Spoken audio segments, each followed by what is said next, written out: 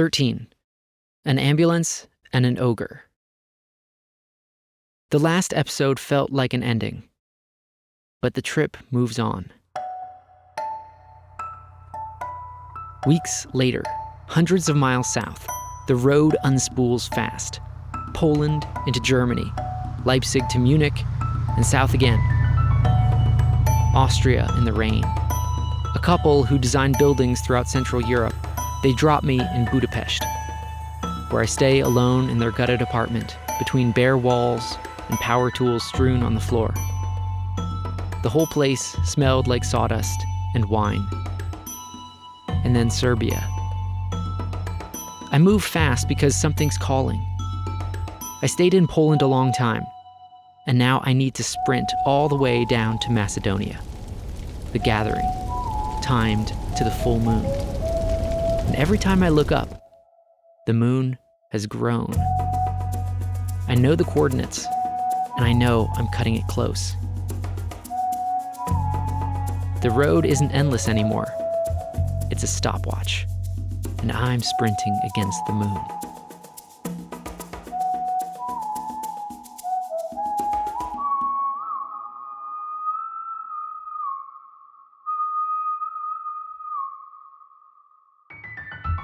I've never really traveled with other people.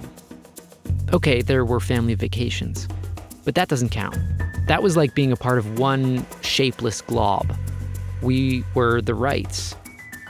You know in that movie Spirited Away, that bathhouse monster? That was our family, sloshing through national parks and Cracker Barrels. But now I travel alone. There's something magical about being alone on the road. It's just you and the world. But throw in a companion, and a strange thing happens. A little social force field forms around you two. It's no longer you and the world. It's us and them. And that's not how I like to learn. So I stayed solo. Until I didn't. And when I finally let someone in, the road threw us into the back of an ambulance, and later into a house that felt straight out of a fairy tale.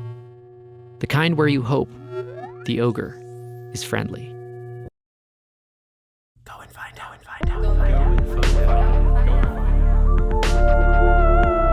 Welcome to Go and Find Out. I'm Jonny Wright. This is a story of losing yourself in the world. I left my home, my job, and the USA in order to learn the old-fashioned way, with first-hand experience.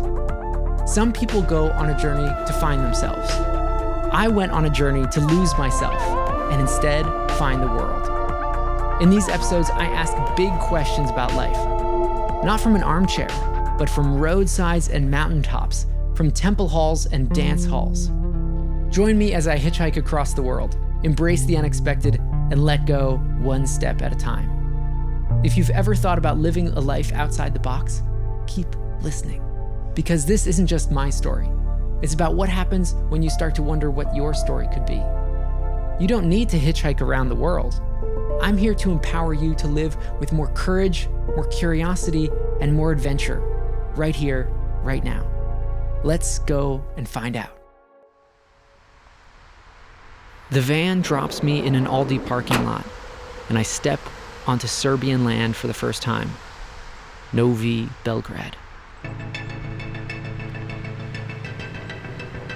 Soviet-era tenement blocks rise like concrete ziggurats, rusted gray, glowing gold in the late sun. The Polish pyramids had nothing on these. The avenues are wide enough to lose yourself.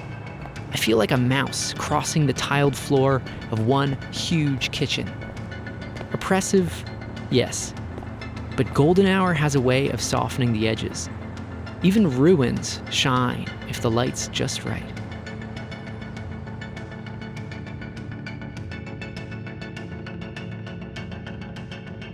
Her name was Beyza. After some wandering and a wrong turn or two, I reach her building, a blocky tenement tucked behind a green courtyard and a metal playground. I ring the buzzer just after sunset. Beyza opens the door. The word that comes to mind is meek. Not weak. Meek. Like warm milk. Comforting, slightly weird, definitely overlooked, but exactly right when you need it. She's Turkish, short, newly awarded her MD, and looks too young to be a doctor. I shower. She lays out chicken, bread, and salad on a plastic tablecloth. She's been in Serbia a month, finishing an internship before heading back to Turkey. She sings songs in 7 languages, maybe more. When I ask how many, she just laughs. Oof, I don't think I've ever counted. It was both the music and the language that drew her in. I don't think anyone around me was listening a lot of English music. So when I started playing guitar while I was 12, I think, I started hearing more English songs. I was so interested in learning the language. So I started listening a lot of English songs and tried to imitate those singers' accents. We walk by the river afterward, past half-sunken restaurant barges and the hiss of summer speakers. Her voice is quiet, but it carries. I look up and see that the moon has nudged higher, my silent reminder to keep moving. The days in Belgrade are for walking. The evenings for singing along to our favorite songs. We play ping pong with locals at the neighborhood table. Platonic is underrated.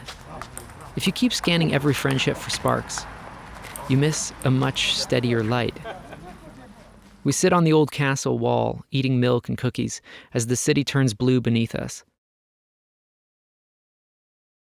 Beyza later said, I remember we went to the big church, and then we just kind of have a tour of the whole city. It was very nice, I remember. Those couple days were peaceful. I don't even know why. Something in the chemistry. No need to impress. Beyza's small voice would give over to long silences. Silences for birds or for letting an Orthodox chapel wash over us with its dark, echoing hush. So Beyza and I lived in this quiet, funny bubble. 2 foreigners gathering clues to Serbia and to each other. The second evening, she asks, "Oh, you're gonna hitchhike, can I join you?" I didn't think too much because, that's an experience and that's something that you can do with the right people. So I didn't want to do it alone. I thought, you were experienced, you did that before, so I thought it would be a good thing to do with you. She's never hitchhiked before. As you've probably guessed, hitchhiking's a very different game as a woman. I know a few women who hitchhike solo. Some have great experiences, but others not so much. Sadly, it's not as safe. But going together, safer. And honestly, I want to share this thing with her. Still, I have my hesitations. First, responsibility. I can barely take care of myself on the road. Adding someone else to the mix? That's too much. Second, energy. Normally, when I'm not in someone's car, I'm letting my face droop and recharging. Traveling with someone means being social all day long, and I don't want to turn into Mr. Hyde by 3 p.m. and scare her off. But you don't know until you try. I say okay. We've got 1 day to get to Skopje. Me, chasing my coordinates to the Macedonian hills. Beyza, just curious how this thing would work. I've already been to Skopje at that time, so I wasn't very excited about Skopje, but I was very excited about hitchhiking. The first steps in hitchhiking are always the same. 1, get to the edge of the city. 2, find cardboard. I remember we took a bus to go to the highway, I think, close to highway. We keep our eyes peeled. No luck. And then I remember we searched for like a cupboard. Is that the right word? I don't know. We wander through a neighborhood, poking behind buildings. Still nothing. I'm supposed to be the expert, the cardboard king. And yet, here I am, cardboardless in a cardboard-rich world. We give in and ask a pair of mechanics. The first one shrugs, the second one roots around and pulls out a decent piece. We're off to the races. We lay the cardboard on the pavement, crouch down, and scrawl 3 big letters. N-I-S. Niche. The Serbian paradise. After 20 minutes in the sun, a Hyundai pulls up. 2 brothers, Marco and Dusan. One a travel photographer, the other a visual artist. They tell us about their latest project, recreating 100-year-old urban photography using drones and rotoscoping.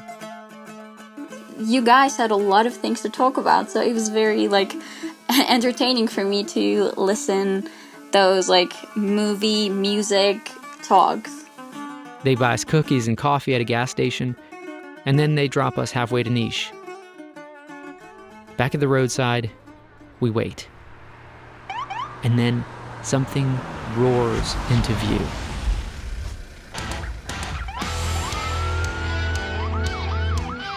A full-blown ambulance.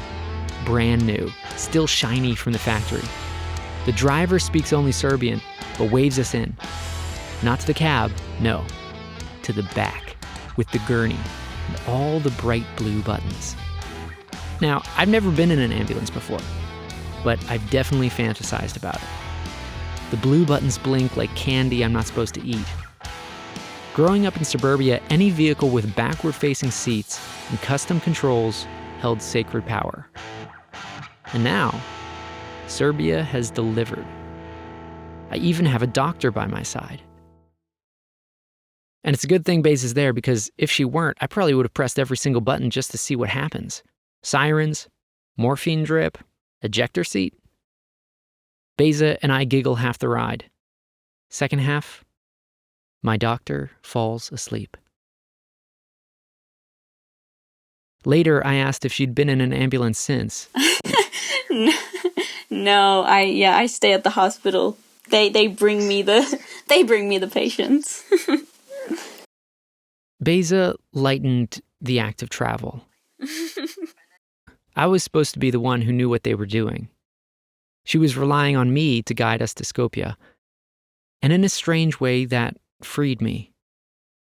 I had to be the strong one. And it's so much easier to play that role for someone else than for yourself. I had more confidence we'd make it that day than I usually do when I'm alone. Because the confidence wasn't for me. It was for her. Funny how that works. You look over at the person beside you and ask, what kind of journey are they having? If it's a good one, you take it on as your own. If it's not, you try to lift it up, even just a little.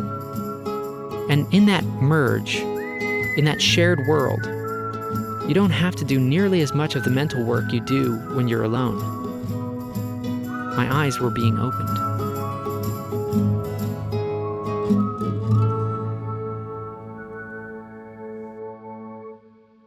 The ambulance drops us not far from the Macedonian border. We get another ride. One couple, they took us. They were quite old, I think, around their 60s, maybe 70s. And they were from Albania. They spoke zero English. They knew some Turkish, or we had some common words in Albanian and Turkish. So that's how we communicated. So 0 English, a little bit of Turkish, a little bit of Albanian. We cross the border on foot, show our passports, and hitch a bit down the road so the guards don't stare too hard. The traffic's hot, loud, and repetitive.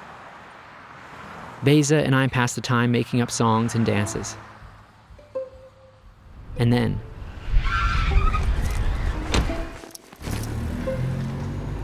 our driver is a bulky guy in his 50s, Alexander, a Macedonian traffic cop. And not just any cop, he trains other cops runs the whole traffic enforcement training in Skopje. At first I think, well, at least we'll be safe. This guy literally teaches people how to drive. But then I reach for my seatbelt, and Alexander grabs my arm. "Come on, you're in Macedonia," he shouts. He won't let me buckle.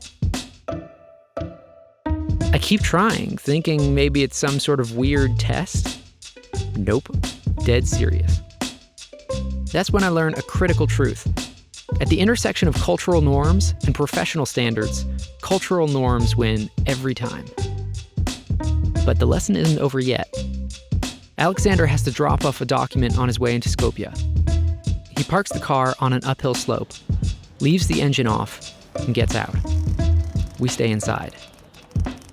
At first, I think I'm imagining things. The landscape outside seems to be moving. Then it's not just moving, it's accelerating. We're rolling backward. Alexander left the car in neutral. No emergency brake. From 50 yards off, he sees us start to pick up speed and begins to sprint towards us.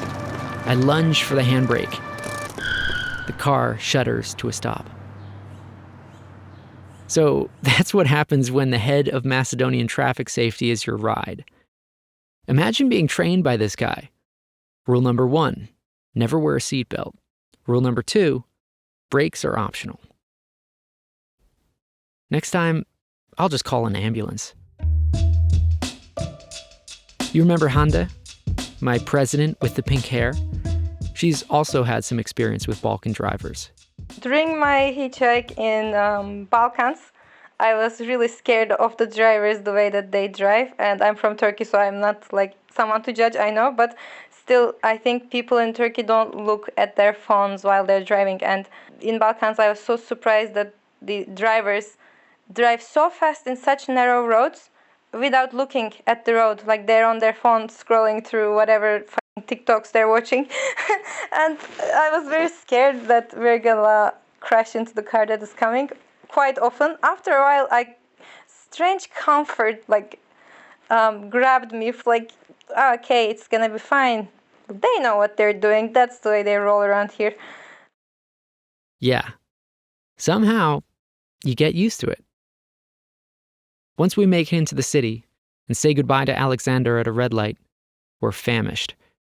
We drag ourselves to a grocery store and carry our loot to the banks of the Vardar River that runs through the city center. It's been a good day. Yeah, we didn't wait too much. I remember, the whole process, we didn't wait more than 10 minutes, I think. Each time we were waiting at somewhere, people just easily picked us up. So, hitchhiking with you on my mind was not something hard. It was a very fun thing to do. Skopje makes every attempt to be grand. The results would have to go by another descriptor. Grand, it is not.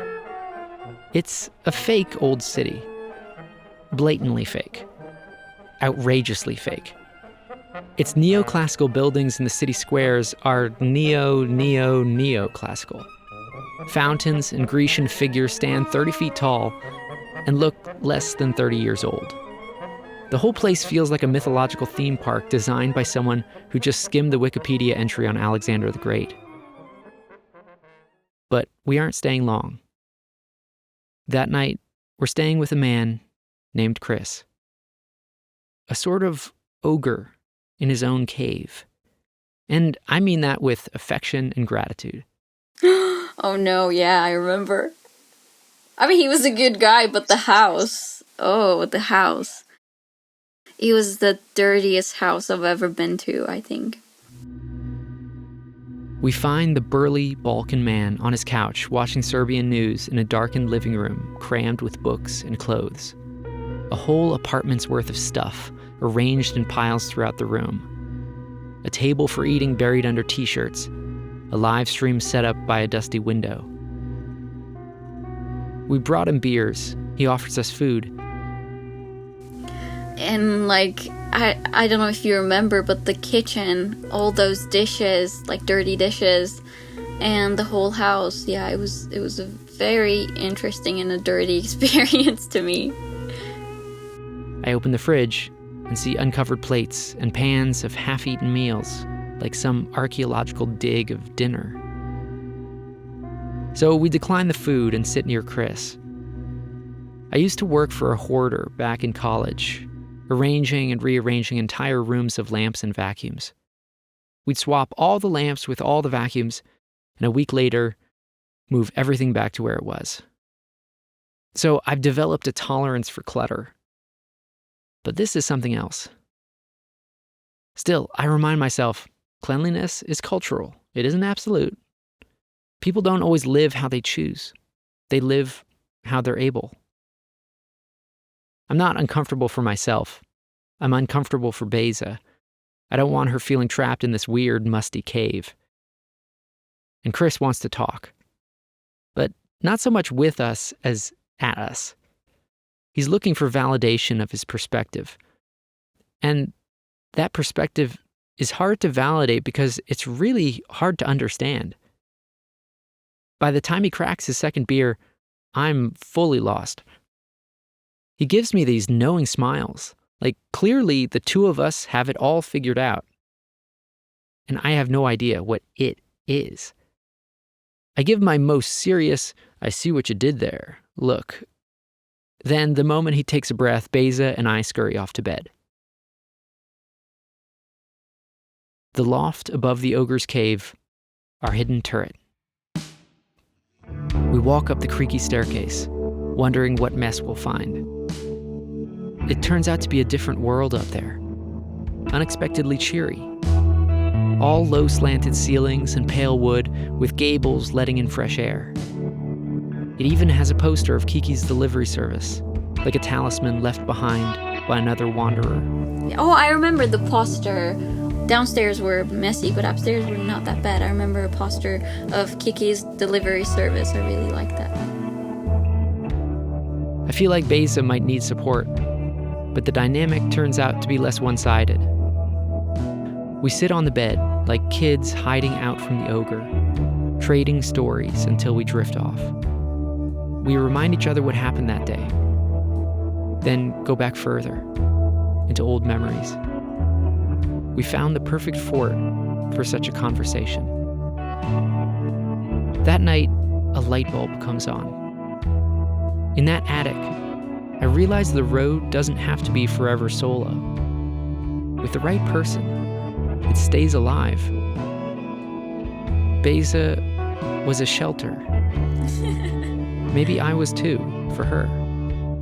For one night, we held up the same small roof.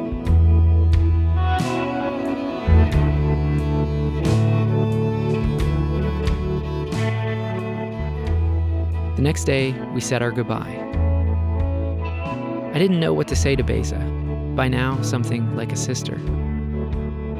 I didn't want to say goodbye. Why not come to the gathering for a day or two? But Beyza was firm. We hugged and went our separate ways. Beyza graduated from my hitchhiking academy with flying colors. She was going to try hitchhiking north into Kosovo that day. As it turns out, maybe I graduated her prematurely. She didn't go far before throwing up her hands and taking a bus. I, on the other hand, was going west of the city, out into the forest to find an infamous gathering. I first went in search of bread, and of course, cardboard. Later, I heard how that time affected Beyza. Before my Serbia trip, I've never written any songs by myself. I've always wanted to write my own songs, but at that time you were writing your own songs, you were producing them, you were releasing them. That was so inspiring to hear. After Serbia, I started kind of like writing my own songs. I mean, I've never released anything, but I mean, it was the things I experienced there and later that gave me a lot of inspiration to like play with my guitar and write what I experienced. To me, This is the best possible outcome of those few days, that I could play even a small part in someone's creative life. Here's a bit of one of Beyza's songs. In the middle of nowhere, lost in my thoughts, hands in my pocket, waiting for the summer, troubles on my mind. I'm not the same person I am. Wish I could take back the time to the morning next to you, without all my worries, become 24 again. Well, it's a new day and a new adventure. I've got my GPS coordinates, and it's time to track them down. I turn toward the woods, toward a map made of rumor and intuition. Beyza turns north. The moon is nearly full. The whisper grows louder. I'm almost there. And this is the last moment before the wilderness opens. I'm not a kid anymore, still I That's it for this episode of Go and Find Out. Thanks for spending this time with me. Seriously, it means a lot that you're here, listening to this story. I'd love to hear from you. Thoughts, stories, weird travel tips, whatever's on your mind. Drop me a line at goandfindoutpod@gmail.com, and I'll do my best to write you back. This show is created by me, Jonny Wright, with music by me, and this week, a song by Beyza. The Balkan music you heard is played by Boris Todorovic and recorded by Tomlija. If you're enjoying the ride, follow along so new episodes come straight to you every Thursday. And hey, if you've got a second, leaving a quick review or rating really helps spread the word. But more than anything, I hope this episode sparks something, however small. A question, a dream, a reminder that your life is still unfolding. The only real adventure we have is right now.